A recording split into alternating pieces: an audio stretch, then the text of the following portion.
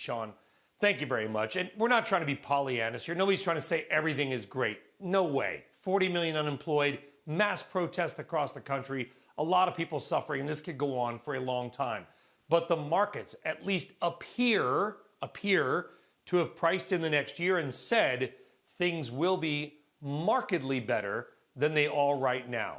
Do you agree with that? Or is literally the entire stock market rally just the Fed and a couple $1 trillion being thrown at the problem? No, I agree with that statement. I think there's two things to consider. One, I do think it's extremely important what the Federal Reserve did. I think people have underestimated it. If you look back during the global financial crisis, it took them about 6 years to expand their balance sheet by about $3 trillion.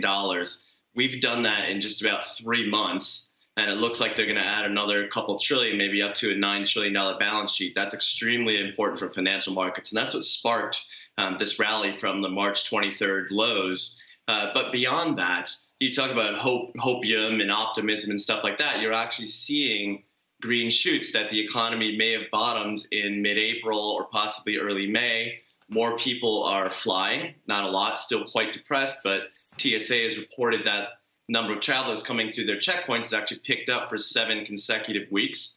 More people are driving. If you look at Apple Maps routing requests, it's back to pre-COVID levels, which is positive. And more people are dining. If you look at open table dining data, the restaurants that have opened are seeing an uptick in the number of seated diners, even with reduced capacity.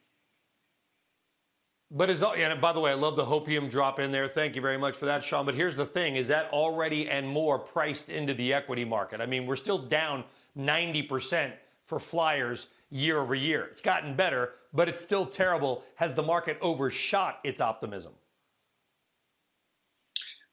Maybe a little bit. I mean, our year-end target, it's not set by me, but Citi's year-end target for I shouldn't say year-end, mid-year 2021 target for the S&P 500 is 3,160. So it represents some upside from here, but it's not significant upside. We do think that investor sentiment has gotten back to euphoric levels. That tends to portend maybe a potential pullback in the offing, but a bear market seems unlikely. I don't think we'll retest the lows. I think it's really important the actions we've taken. We may see even more stimulus in the pipeline from Congress. Maybe this is the last one. Maybe it's not. But then again, you also mentioned that health data is economic data right now, and health data are looking better. You know, I was joking with our Juliana Tattlebaum about coffees and lattes. At this hour, we all need it, right? Caffeine is a stimulant. Caffeine, you know, you don't have it and you're addicted to it, you get a headache. Is this market addicted to stimulus, Shawn? Is that the caffeine fix that we need?